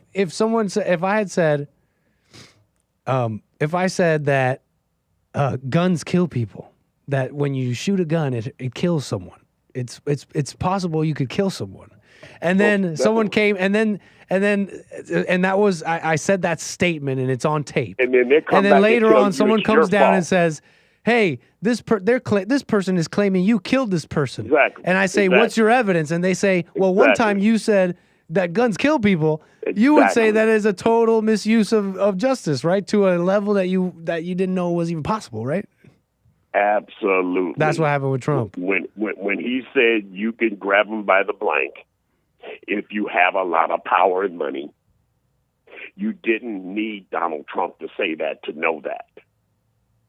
It's called groupies, hanger-oners, and all that stuff. Not saying that what Sean Combs did and what he alleged to have been doing all these years is right, but as long as he was spending, everybody was on board. And there's a lot of celebrities at his parties that enjoyed him.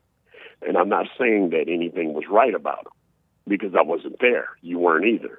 But yes, you're right. If you say guns can kill people, then they turn around and say that Nick said, I killed this particular person and that's your evidence? Exactly. You're crazy. Exactly. So if Donald Trump says you can grab him by the blank, that's just a factual statement, not evidence to anything happening. And billions and billions and billions of oodles of money, and you can do that, he's saying, amongst other men in a locker room talk, by the way. Right. And it was consensual. He said they let you do it. But William, man, I'm going to let you go. I got to get to this next caller here before we get out of time here. Does it make sense? Big time, man. And it's it's like one of those, the emperor has no clothes moments. We're all just turning a blind eye. It's like they are trying to put this man in jail on absolute lie, on hearsay, on this commentary that had nothing to do with this Gene Carroll.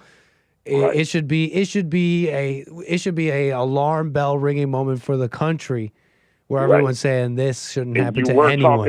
You were talking about consensual situations with young ladies in other countries. You were already talking about that earlier today, so I'm gonna go ahead and let you go. It's a good point. You're right. Thank you for that, William. Call me again. Take care. All right. Bye now. 888-775-3773. Let me read out these quick super chats here, and I'm going to get right to you. Gunner, don't go anywhere. I'm going to get right to you next. Coming up next. But we got some super chats here.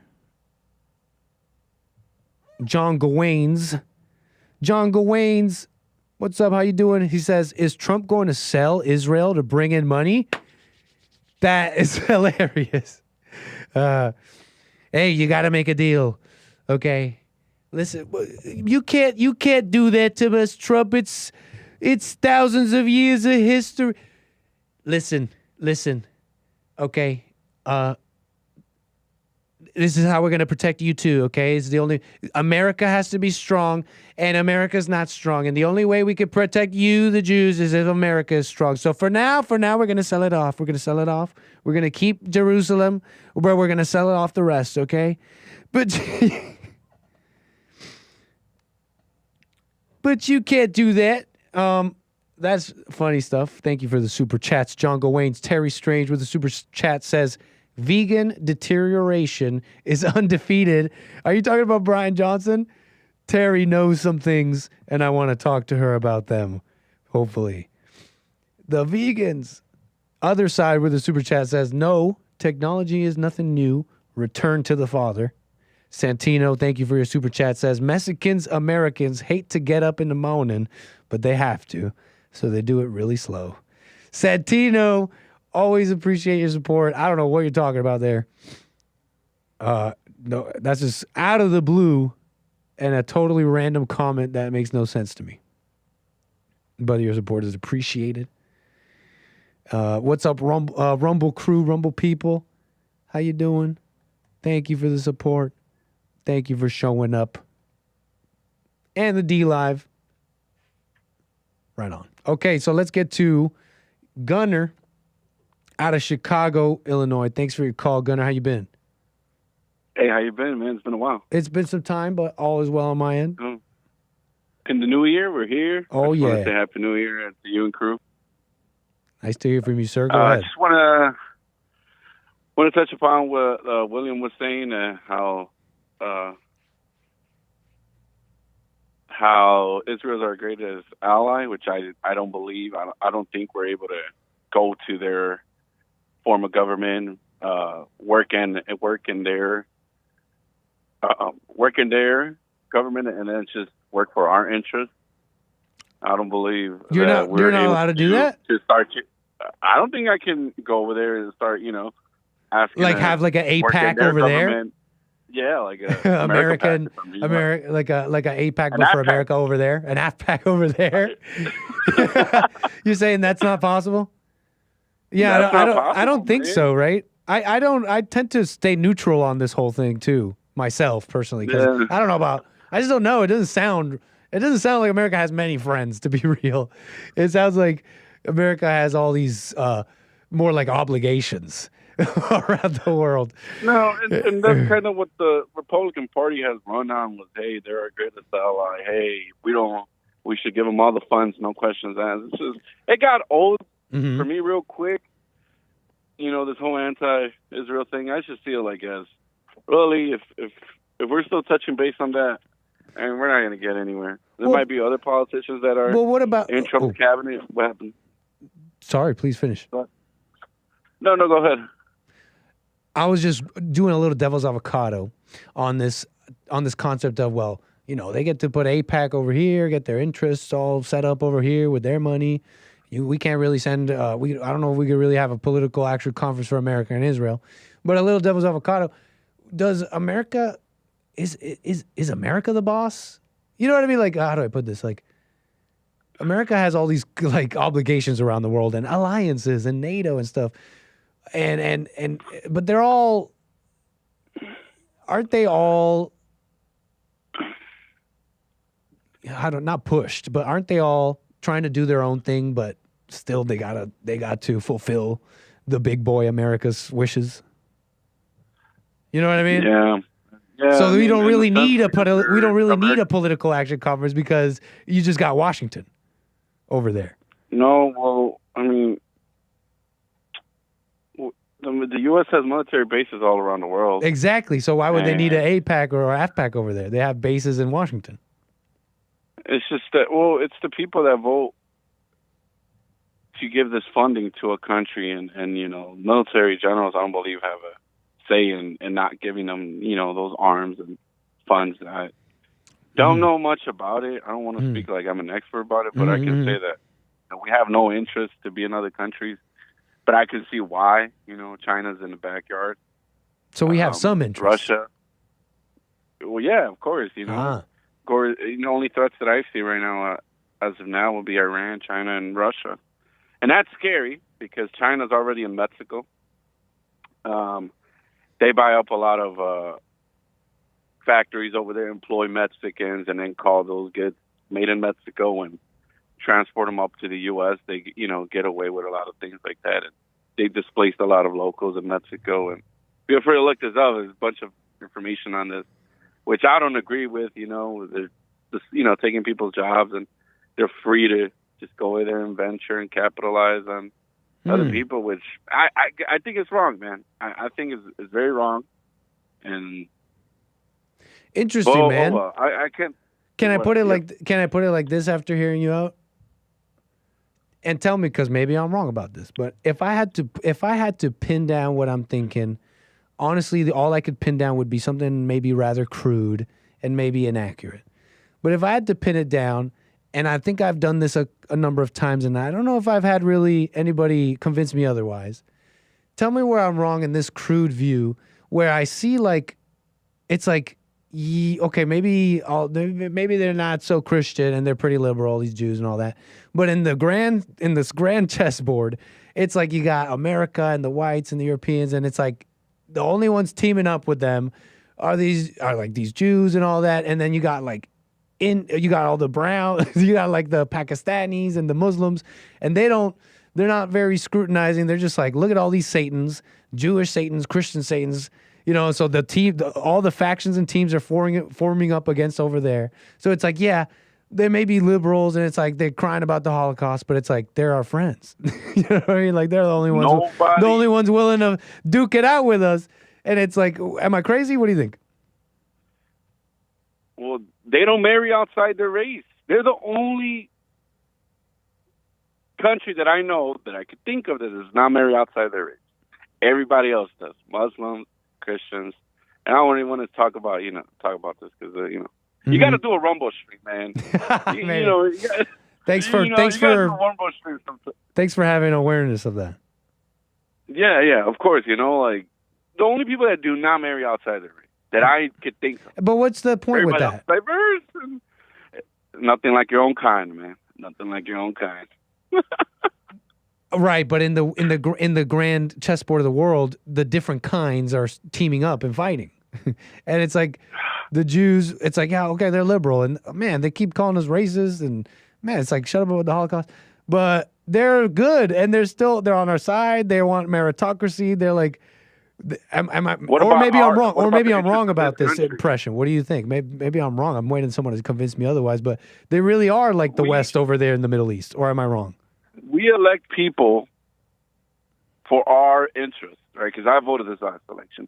I voted for people for our interests, for our own gain, for our objective, not for foreign policy,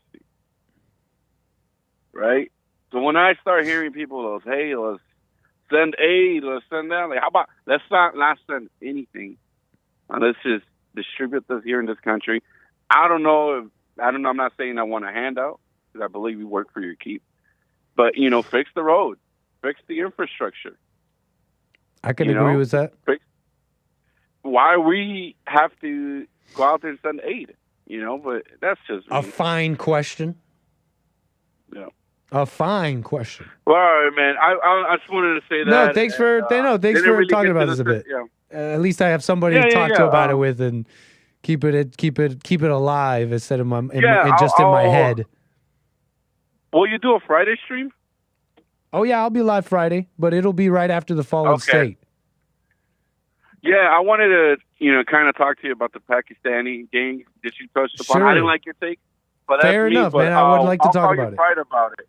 Thanks for that, man. Call me. Make sure you do. It sounds interesting. You have a good rest of your week. Take care, sir. All right. Right on. Goodbye. Maze, what you doing, Maze? Thank you so much for calling me. How you been? Hello, Nick. How you doing, Maze? Nice to hear from you. I'm doing great. I was wondering. I was looking at the fires in those houses that burnt and the ones that are still standing and nothing happened to them on the same street. What's with that? Oh, so you saw houses on the very same street and some were burnt, some weren't? Yes. That sounds like really unfortunate. Unfortunate? It does. It sounds quite unfortunate. Are you saying, what do you think it is? I mean, it just sounds a little rather unfortunate. Fire is a wild thing, and I don't know if I know too much about it. But I'm saying some of these neighborhoods are totally leveled. You're saying there's houses that miraculously, and like nothing happened. And were they protected in any way? Do you know if they used some different strategy or something to protect them? What they use, but their houses are still standing with all of that fire. So that should tell some of these heathens and evil people who call themselves Christian, if they're not standing right. Oh, I see what you're saying. Oh, you're saying it's like divine intervention that some of these homes. It's something. It's something. What do you think it is? It's like a storm can go through somewhere. But you think it is actually somewhat divine intervention, some kind of intervention? Maybe they are good people. And then the ones that call themselves Christians don't have nothing, no place to go or nothing. And then when you hear people with dual citizenship, what do you think about them? I'd love to talk about that in a second, but I want to understand.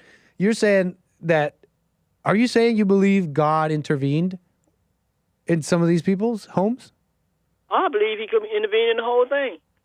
And you're saying that if your home wasn't standing and you're out here calling yourself a Christian, for example, are you saying maybe you should look at what you're saying?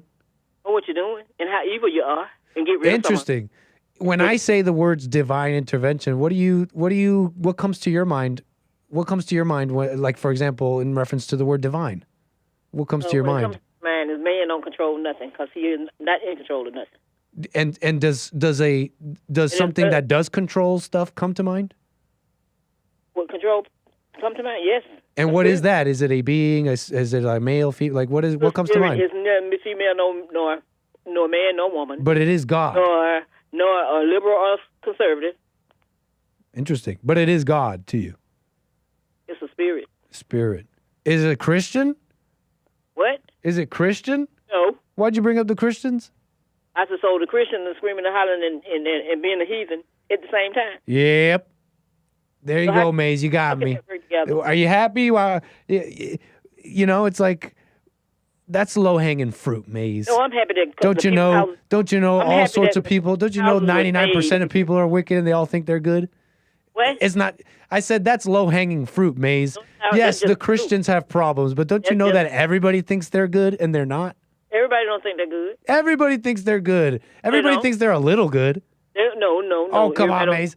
Everybody thinks they're a little good, so it's not just the They don't Christians out never here do thinking good. they're good, They- but actually they got their houses burned down. Okay. They do what the heathens do. And what's that? Strange, And what's that? I said what was strange is one side of the road the houses are still standing. Right. One side The of house, heathen road. and the same fire was there. But and what are the heathens doing? What is this? Evil things. And what's that? Always want to take away from people, Okay. harm people. Harm people. And when people commit crimes, you want to act like they didn't and put it on somebody else. Wow. Is your house still standing? Well, there's no LA. You're not in LA. Maze. I don't live in L.A. Good thing you don't live in LA. And if I did, my house probably would still be standing. Who said? I thought you said you didn't think you were good, Maze. Who's the one thinking she's good? She's thinking she's good enough that divine intervention would have saved her home. And here, who's the one thinking she's good now? They still are not homeless. That's what I say. They are not homeless. And then you got these what you call them? You talking about the Muslims. Yeah. You talked about different religions. They all have the same. Everybody got a religion, but some in some religions they do good. And those that call themselves Christians, nothing good. I find it hard to see good in a lot of places, in Christianity too. I missed what you were getting at though, Maze. Go ahead, say again. What you mean you missed what I was getting at? You said you brought up the Muslims. I kind of misheard you. You brought maybe. up the Muslims. What's wrong with their religion? Go ahead. What's wrong with their religion? I think what's wrong with the Muslims is what's wrong with this is my kind of view of it, and it may be a little crude, but I have this impression that all the religions kind of took whatever is good and true or whatever that even means, and they all kind of came up with stories and books and traditions, and they all kind of got a little wrong, and it's called religion. They call that religion today. Oh, really? Yeah, and that encompasses Muslims, and so that's one thing that's wrong. You asked me what else is wrong. And another thing that comes to mind is when I think about Muslims, I am thinking of people who are quite foreign. You know, they come from Afghanistan, Pakistan. They come from Iran, Iraq, right? And you got to understand their Muslim is intertwined with their culture and language and where they come from. So, and it's not necessarily always the nicest thing, Maze. Really? No, I grew up around it. I grew up in Canada. What is the nicest thing? For example, say again. What is the nicest thing Christians do? Go and start wars? But for Jesus. For who? For Jesus and or for good economies and capitalism, which is, it's good for poverty. It's good for poverty, right? Somewhat good. Really? Look, the Christians got their issues, but you asked me what's wrong with the Muslims. All of them got their issues, not only the Right. Christians. That's what I was saying. I agree with you. You talk about the Muslims. Why don't you talk about Why can't I all talk of them? about the Muslims all of a sudden? Well, you can. We were just talking about the Christians. You're not talking about the Catholic? Why not? You want me to let's talk about the Catholics. Well, what do you want to say about the Catholics? Do they all do good things? Do they do good things? Where? Yes. I was just telling you, I've rarely see anybody do anything good. I rarely see any group do anything good. Thank you. So why you just sticking on one? Because you're afraid of them? Which one? Or you don't know nothing about them? Which one? Discussing the Muslims. Oh, because it's different, Maze. They're not because it's particularly incompatible. That's why. Yeah, everyone's evil and it's got stuff like that. But you're not gonna tell me that it's unreasonable to look at different groups and realize human nature is wicked. But you're not gonna tell me it's unreasonable to say, but if you mix them, they're clearly gonna fight. So how about you don't mix them? And you're gonna call me unreasonable? I didn't say that it was unreasonable. I said it makes no sense if you don't. You're know gonna say that makes no sense? I was so clear. That's just a clear explanation. You're not trying to learn. No, I am. If you ask me, if you talk to the anchor baby is always. I'm quite cultured in that way. But why are you trying to force that on others? What do you know about them? I grew up around Muslims, Chinese. I grew up around a lot of people, so I know I'm a little bit more I'm a little bit more versed. See, I don't. For example, you know how some people say, "All." You say what? Say that again. Nothing. That I'm frustrating. That's true. Am I frustrating you, Maze? I'm difficult to talk to. Don't you realize that? Yeah, no, I didn't say that. That's not what I said. And what religion are you? A Christian. Oh, really? Yeah. I grew up, and the reason is because I grew up like that, and so it's kind of a reference, like a return.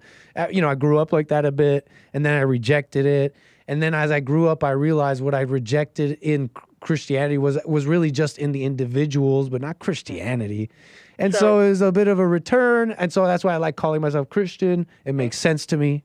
Mm-hmm. So it's like you've been born again. You sound like them born again. Yeah, baby. No. I'm just joking around with that. I'm just joking around with that. Born again is serious, and I'm not saying I'm not, but born again is a serious thing. You're saying you're born again of the Spirit, so I'm not just going to throw that around. Oh, okay. The thing you're afraid of, I'm not afraid of Muslims. I'm not afraid of the Jews, and I'm not afraid of the none of those people. Nice. Those banners, because they're all under the same banner. Yeah. Wait, what banner's that?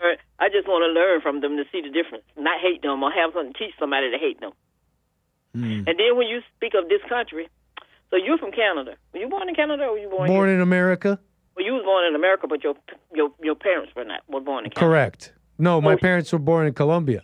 One of them. Should they run you out of here just because they ran me out of America? Yeah. Wait, ask your question again. You have just as much right being born here than anybody that want to tell somebody. I know. What a shame. What That's a mess. The shame of the ignorance. I get the same right as anybody. No, I'm messing around a little bit, but what's your question? You said, should people run me out of here? Yes. Why do you say that? Because your parents were born somewhere else. But that's not the law right now. That's what I'm saying. They try to make it the law, and you have crazy people saying, you should do this to them and do that. You shouldn't do nothing but stay whatever you are and Are you talking about removal of birthright citizenship? Yes. Well, see, the thing about that is removal of birthright citizenship isn't going to necessarily result in me getting run out. Not you. I'm saying but if you ask me, I think it's a worthwhile conversation to have. Even, and I don't want this to happen. I'll admit it. I like being here, but I think it's a worthwhile conversation to have, even at the expense of someone like me, because it's I do like the conversation. I think there's something right. There is something right about fixing the birthright citizenship thing, because there's something wrong about that, don't you think? Birthright citizenship. Half of those politicians married to somebody from some other country. So would they be going? That doesn't change what I'm saying, though. That you're deflecting, Maze. Some of them were not born here. And? Oh, the birthright citizenship, really? And they need to go back. But you understand the fixing of birthright citizenship is centered more around the abuse going on with illegal immigration, not so much people who married someone and brought someone over, or you know what I mean? No, not necessarily, because in one case you have like millions of people abusing the system, getting welfare, and that was never what it was meant for. Well, the man that But Maze, I can't play no more. No, I'm saying the time put is money up. on the wall, Steve Bannon, he over in another country trying to stir up stuff, but he stole the money from the wall, and he should be thrown out of this country. Are those kind of people you trying to say should be thrown out of this country? That steal? Should be thrown out? You saying Steve Bannon? Uh-huh. Well, I don't know. I don't think I forget Steve Bannon a little. Okay, well, I forget him. When you get together, I can't think of a reason why he should be other than the law, and the law is not saying he should be. $4 for the money for the wall. He took money from the wall? Yes. Oh yeah, no, I'm with you. Man. Are you gonna be supporting me in my petition to get Steve Bannon deported? If it's true what you're saying about him stealing money from the wall? When you hear people saying deport people, look, I'm not president, but if you ask me, that's grounds to remove his citizenship if he is one, and remove him from the country. You're telling me he took funds from the wall? Uh-huh. If that's true, Maze, I will join. If that's true, Maze, I'll join your petition to remove Steve Bannon from the country. My petition would be, if you did anything to try to overthrow the government, if you did anything to steal money from the American people, you need to be put out the country. and going to work for the country where you did your dirty deed. It's just like the Democrat man that was working with the Indians, and what he did, he going to prison. He should be put out the country too. And all the people that sold the companies in this country and everything should be sent to the place where they were helping other people make money. They're not Americans. They're un-American. Because they hurt America. That sounds evil. know? Forgive. Time to forgive. Get over that. That sounds evil. Maze, I gotta go. What the time is up. We can't play anymore. Until If next I may time. steal a phrase. So you have a good day. Until next time. Call me again, Maze. Thank you so All right. much. Maze. I'm out, y'all. That's the show. Appreciate it. I think Maze won, Nick 0 yet again. But thank you so much for the support. Let me check, make sure there's no more super chats here. Right on. All right, Derek, man, thank you so much for the coffees. Appreciate that. Yeah. Big time coffees from Birdie Bound Brian and big time coffees from Derek. Says, thank you for your help, Nick. I appreciate it. Thanks for the support, y'all. Take care. See you tomorrow. I'm out. Peace.